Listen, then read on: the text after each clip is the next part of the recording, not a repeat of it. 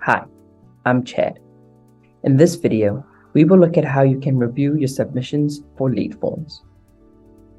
Once you have set a lead form live, you can view who has submitted the form. Let me show you how to do this. First, navigate to the lead form menu. Once in this menu, identify the exact lead form that you would like to review the submissions of.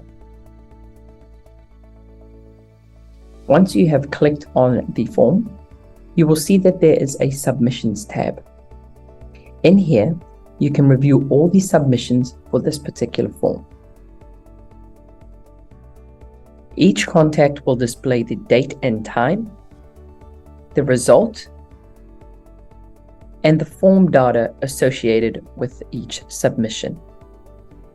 The result of the form would depend on whether the contact already exists in your BOMA account. If a contact that is already in BOMA submits the form, and there are fields in that form that haven't been entered, then the contact result will display updated. If the submitter is a new contact, the result will display created. If you would like to learn more about lead form submissions, feel free to reach out to our support team on support@bomamarketing.com or use the chat bubble in your BOMA account. Thanks so much, and bye for now.